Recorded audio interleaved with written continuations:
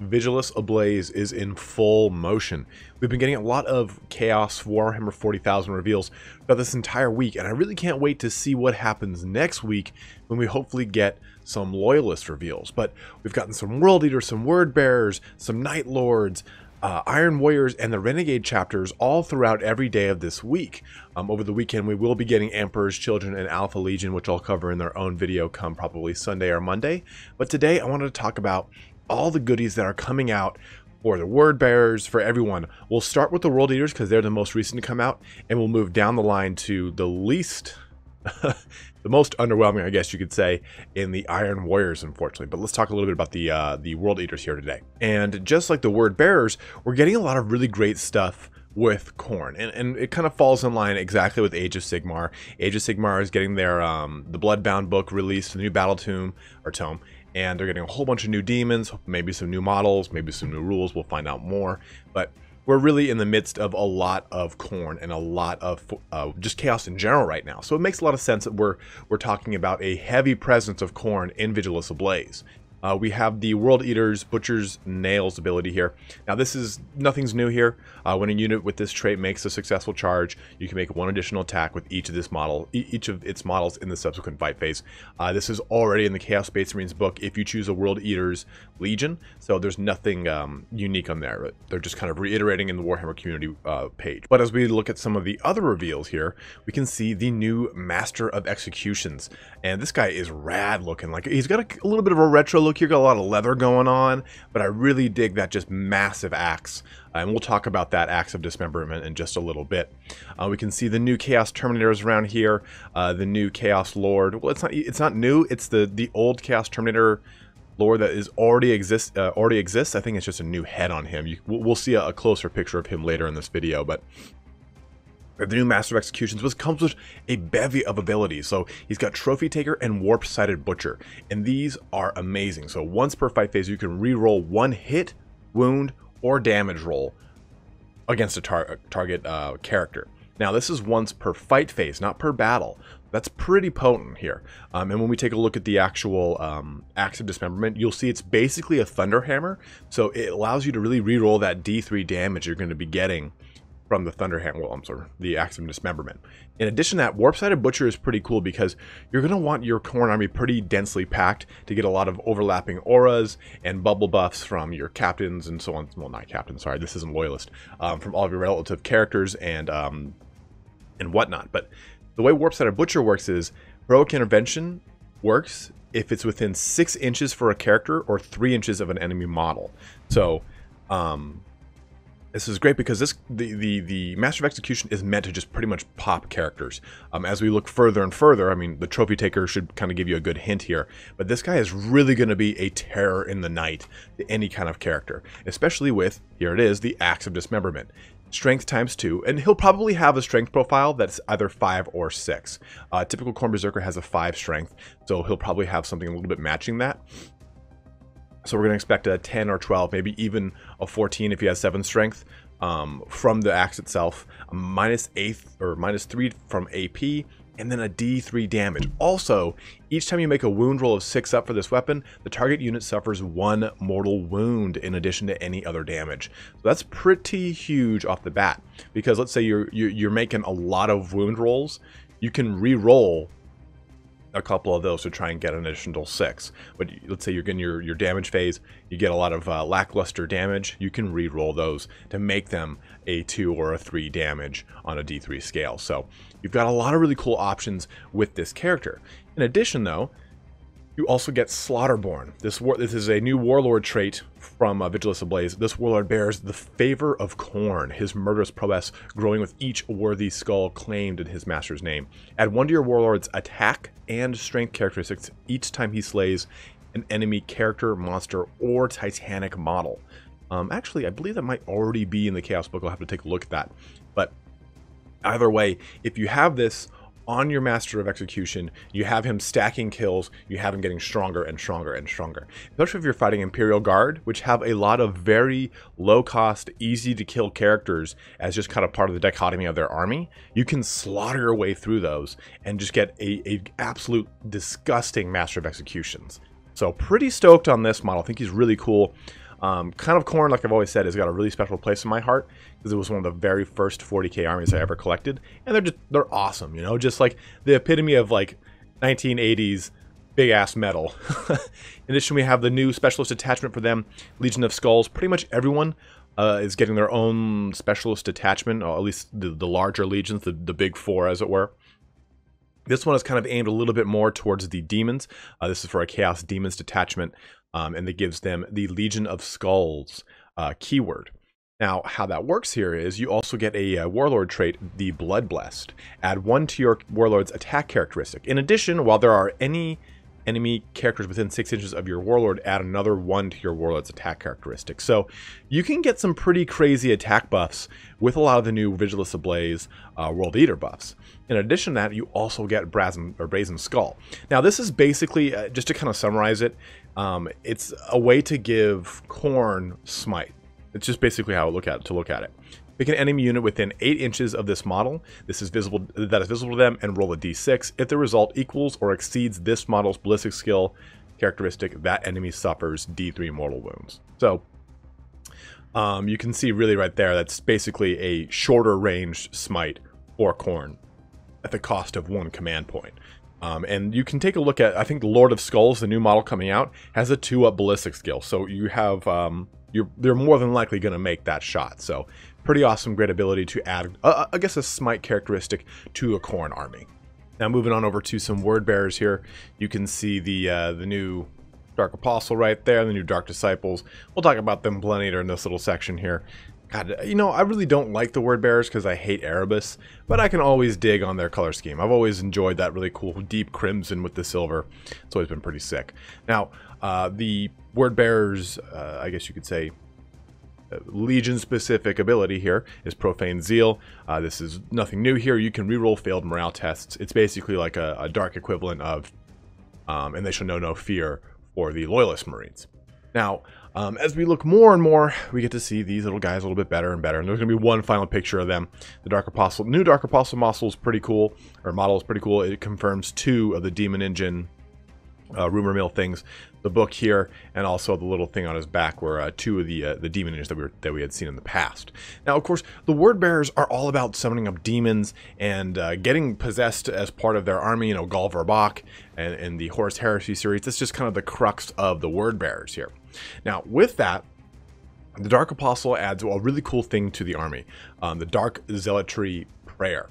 Now, there are 6 new prayers that are going to be added to the game, and the prayers are basically, I guess, Warhammer 40,000's ability to add in the prayer system from Age of Sigmar, which we already know is a very strong but also very cool and thematic system into the game. I'm very, very, very stoked to see this added, especially into the word bearers, because it makes so much sense thematically. Now, well, not necessarily the word bearers, but into Warhammer 40,000's chaos as a whole. These are not a specific word bearer unit. You can use them in any of your chaos armies. It just will be whatever legion you affix them to. Now, while there are 6 of those prayers, you can also have 4 of them, each one dedicated to one of the specific Ruinous Powers gods. Now, how this works is you roll a d6 on a 3-up, the prayer is heard, that prayer effects then, or the effects of the prayer then kick off, and you have them until the end of that battle round. So that includes your turn and your opponent's turn, depending on who went first, just to kind of reiterate that. Now, for instance, Dark Zealotry here, this prayer is heard. You can reroll hit rolls in the fight phase for attacks made by a friendly Legion unit while they are within 6 inches of this priest. So, a nice little reroll to not just hits of 1, the whole hit. That's a nice little ability there. In addition to that, you also have another prayer, Omen of Potency. If this prayer is heard, add 3 to this priest's attack characteristic. In addition, if this prayer is heard, this priest's melee weapons have an armor penetration characteristic of -4.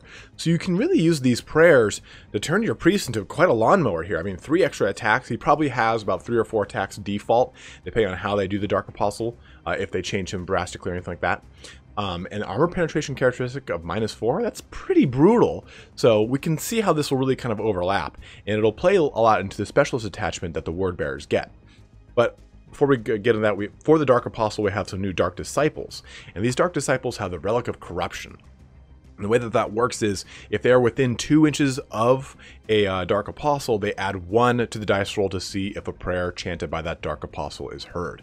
So what would normally be a 3-up to trigger a prayer becomes a 2-up with those dark disciples, which is going to be an auto include if they require points to include for the Dark Apostle. I'm sure there'll probably be something like 14 or 15 points to include, and that just seems like a no-brainer because these buffs can be pretty drastic from what it looks like. Now, the new specialist attachment here, and this is something I neglected to mention with the World Eaters, and it's going to apply to every single detachment, or I'm sorry, every single Traitor Legion we talk about. Remember here, you can take a field commander. It's a new stratagem that's added with Vigilus Ablaze, which grants you for 1 command point per specialist attachment you want to do this to. You can then take basically an additional warlord trait for the leader of that detachment, quote unquote the leader. Now this detachment applies to Dark Apostles, Disciples, Masters of Possession, Possessed, and Greater Possessed all become Demonkin Ritualists. Now this is huge here because you can have this stack with whatever army you're currently using with whatever Warlord trait, and then your additional Warlord trait for your Specialist attachment. And that Warlord trait is Shepherd of the True Faith. Each time you roll an unmodified wound roll of 6 for an attack made with a melee weapon by a friendly Demonkin Ritualist unit within 6 inches of Warlord, that attack inflicts 1 mortal wound on the target in addition to the normal damage. So very similar to the Acts of Dismemberment that we saw with the World Eaters. Now you also get Vessels of the Neverborn. Now this applies to Demonkin Ritualist demons, and it gives them an additional 1 strength if they're within 6 inches of their Master of Possession. Now this will stack with the Locus of Power ability that we already see on Greater Possessed, giving them an additional +1 strength. So this is a great way to get really high strength damage out of your already probably significant damage Possessed and Greater Possessed from your Specialist attachment Demonkin Ritualists. And here is your last, another really good picture, pretty detailed picture here of the Dark Apostle. I think he's going to make a really great addition to a lot of armies, especially with the way that some of the Renegade chapters are looking too. And the Renegade chapters really got a really good buff with Vigilus Ablaze. Some of them, of course, are a little lackluster as to be expected and a little more thematic than they are, like, say, quote-unquote competitive or very strong. But as we make our way through this list, the Crimson Slaughter, which was really the showcase of the 7th edition starter set, gets a really nice ability here. It's just a way to kind of get some command point farming done. On a roll of a d6 on a 5-up, you gain a command point whenever you destroy an enemy unit. You would also, the unit that did that destroying can pass morale tests. So a nice little ability for the Crimson Slaughter. Every single one of the, well, not every single one of the Renegade chapters, but a good chunk of the Renegade chapters are getting their own stratagems, their own traits, and their own artifacts in Vigilus Ablaze. Now, with the Red Corsairs, I think this is going to be the big one here. Raiders from the Maelstrom. Now, this one's pretty huge. For one, the unit with this trait can advance and charge in the same turn. Now, pay attention to this, this is pretty important. In addition, if a detachment contains 3 or more units with this trait, that detachment's command benefits are increased by 1 command point. The detachment's command benefits are increased by 3 command points instead if it contains 3 or more units of Chaos Space Marines with this trait.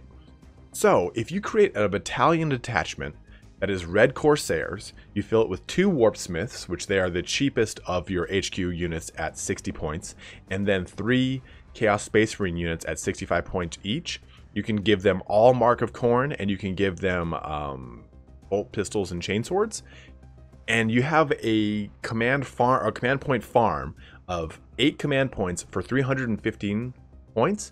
That's pretty huge. In addition to that, all of your now Mark of Khorne Chaos Space Marines can advance and charge in the same turn.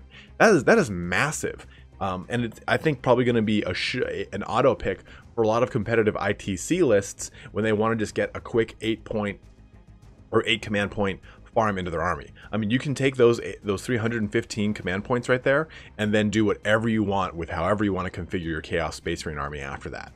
As we really see, competitive Space Marine army or competitive Chaos Space Marine armies are typically very soupy. The list that won, I think it's not the LVO, but they came in 1st or 2nd place, the 1,000 Suns list, was only really like 650 points 1,000 Suns. So this is going to play directly into that, giving them a huge amount of command points to farm from.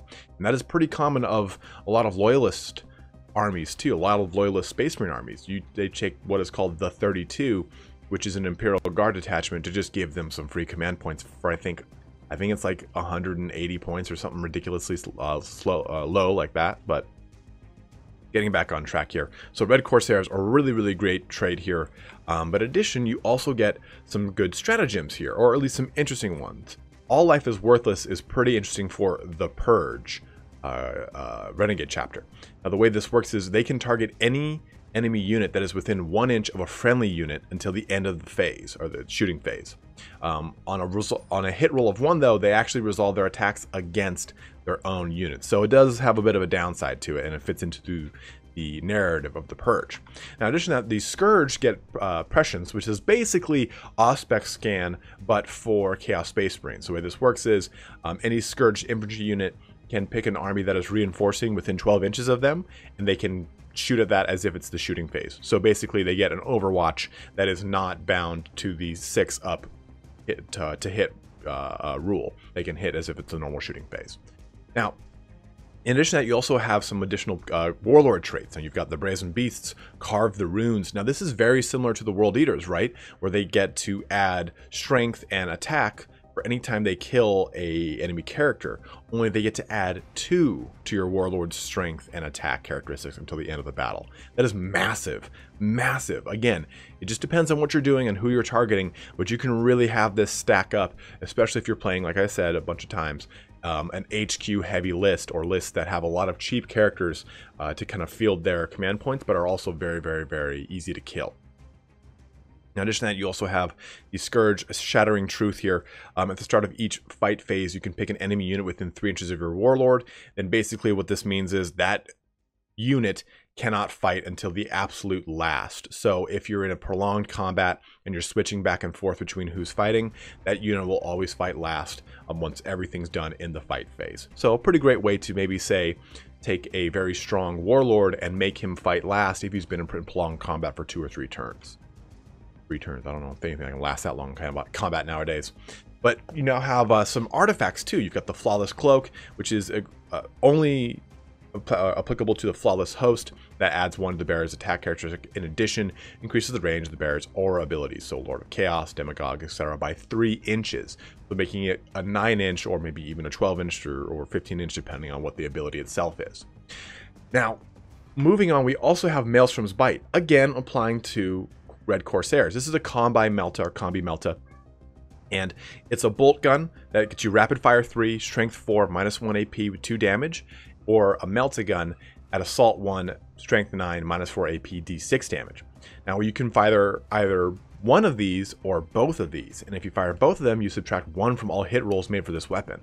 That's pretty awesome. Getting a Melta gun, which if it's on your Chaos Lord, will probably hit on a if you're firing both at the same time, on a 3-up. I think the Chaos Lord is a 2-up ballistic skill. I can't remember off the top of my head. But even then, you have the choice to go with a rapid fire 3, which using the new rules is pretty good here, because you're going to fire a lot of rounds within 12 inches and even more within 24 inches if you haven't moved that turn. So you have a lot of really good options with the Maelstrom's Bite. Now, you also are going to be getting some new rules for the Fallen. They have a specialist attachment which will apply the Fallen keyword to sorcerers and rhinos, which adds a lot of flexibility to some of the new stratagems that they get. So Agent of Discord applies to Cypher, and basically enemy units within 12 inches of Cypher can't use any abilities, warlord traits, or relics that would allow them to gain, return, or refund command points. Now that is a very, very, very common pick nowadays to get as many command points coming back to you as possible. Now if you're within 10 or more friendly Fallen, that aura is applied to 18 inches. If you're within 20 or more Fallen, that aura is increased to 24 inches. So if you're going with a very Fallen heavy army, which is typically in the past just strictly a narrative choice you've been making, it's not a very competitive one, this can make them have a lot more staying power, because you can negate a lot of the command point farming and recycling that we see so prevalently across a lot of armies nowadays. In addition to that, you get Without a Trace, and you can use this stratagem at the start of the enemy shooting phase, pick a Fallen Angels unit from your army, and that is entirely on or within a terrain feature. Subtract 1 from hit rolls for attacks that target that unit until the end of the phase. So basically you're going to be getting the benefit of the cover save of that terrain in addition to the -1 to the hit roll. So it's basically as if that unit pops smoke, quote unquote, as if they were a vehicle if they had smoke grenades. Coming up now on our last 2 legions here, we have the Night Lords, probably one of my favorite legions, especially if you've read the Aaron Dembski Bowden trilogy. Man, they're so awesome. And unfortunately, we're not getting any new Night Lords models, which is kind of a shit thing. But I mean, I like the way the Master of Possession looks in Night Lords. I love the way that Night Lords in general just kind of reek of Metallica. But moving on to that, we have the terror tactics of the Night Lord. Nothing new here. -1 from their leadership for any units within 6 inches of a Night Lord's model. We have the new specialist attachment though, the Host Raptorial, and this basically applies to any Legion jump pack unit. It gets the new Host Raptorial keyword. Now, I'm gonna say something. I think the Night Lords as a whole are extremely underwhelming. I wish that they had more specialist units or anything like that, but if you take a look at their lore, if you take a look at the narrative that they've had all these years, there aren't a ton of specific things that make them very unique outside of the way they enact their wars. There's no specific unit that you could say is 100% Night Lords and no one else. But that's I guess the biggest problem with Night Lords, is that outside of having a lot of really cool characteristics and traits and the way that they exact war upon people is really the only thing that makes them unique. They don't have like Noise Marines or Plague Marines or any of that kind of stuff because they don't really like the ruinous powers. They don't like the Empire, but they don't or the Imperium, but they don't like Chaos for the same reason. So you don't get to see a lot of demon-possessed Night Lords. Not very common. Now, with Terror Strike, you get the ability to subtract an additional 1 to leadership on top of the fact that you're also a Night Lord, so that's -2.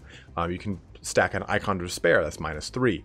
You have a lot of ways to really hamper things leadership with a Night Lord's army. I will say, though, that is very underwhelming. If you really just can't go in a little bit into the minus or the reduction to leadership characteristic in Warhammer 40,000, if you're going to go that route, you have to go all or broke. It describes different ways in the Warhammer community website that you could basically get a -6 to leadership using Terror Strike, Night Lords, and some allied contingents into this army. So I think that that's got to be the crux of the Night Lords is, okay, if I'm using Warp Talons or I'm using Raptors, then I'm going to go balls deep in that, and I'm going to make sure that anytime they attack anyone, they already have a -4, or 5, or 6 to their leadership, because I have to do, that's what I have to do with Night Lords. You really have to focus on that. And that's, I think, kind of a shit thing, because there's so many ways that you can negate leadership, reroll leadership.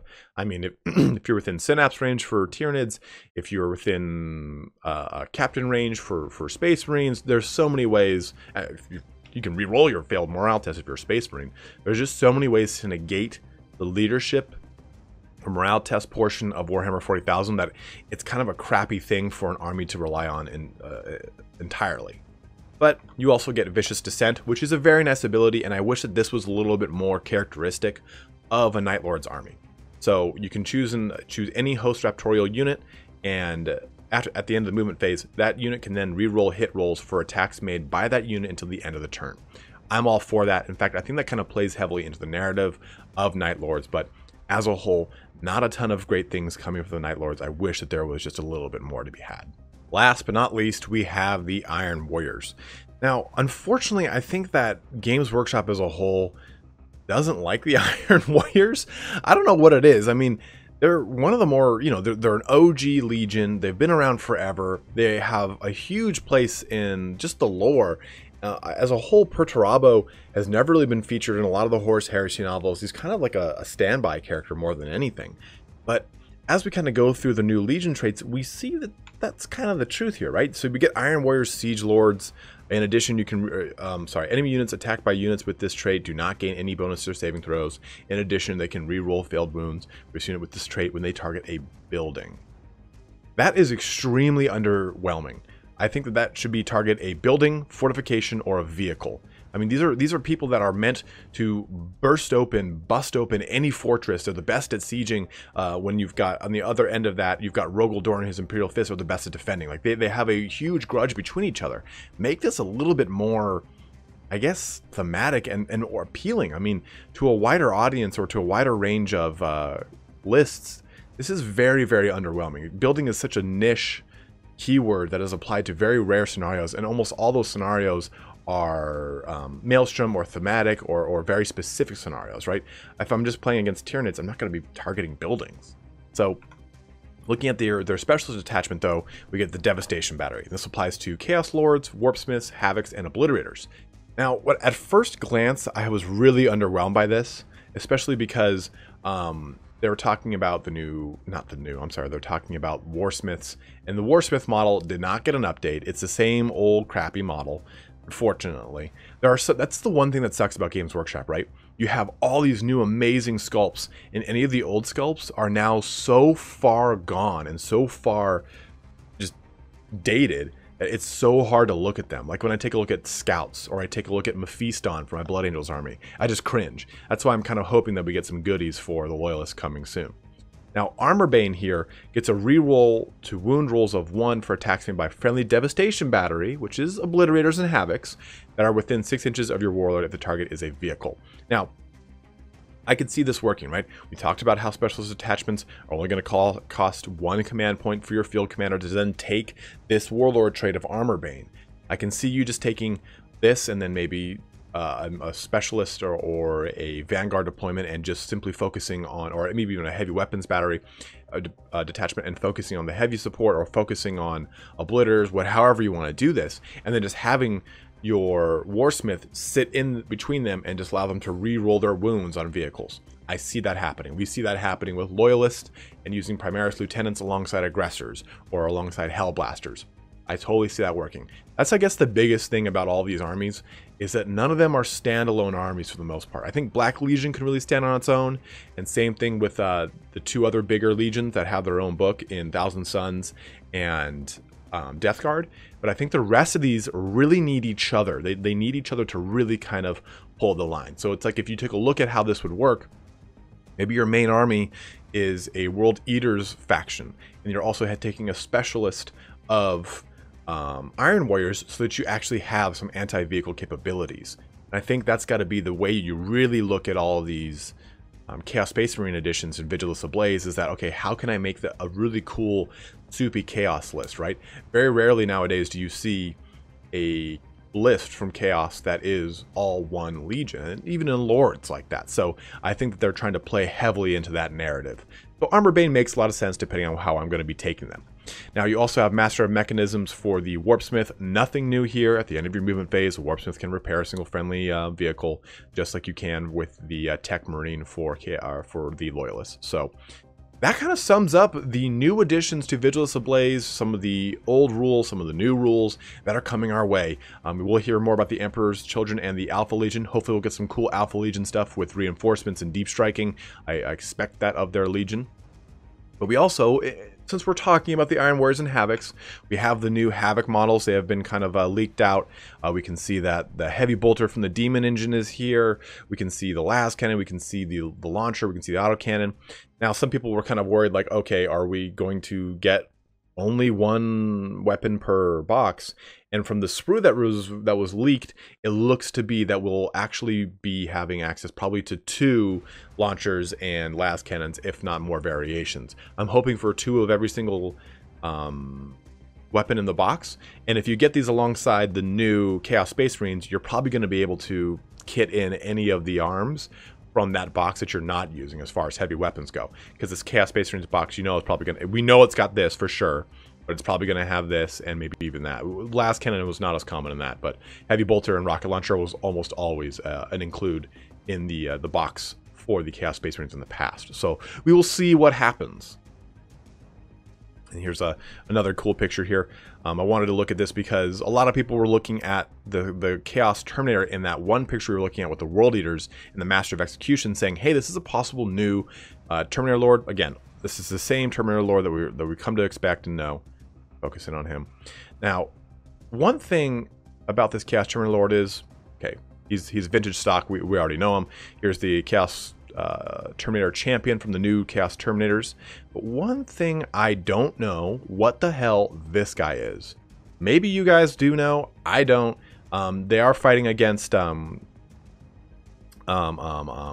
cults.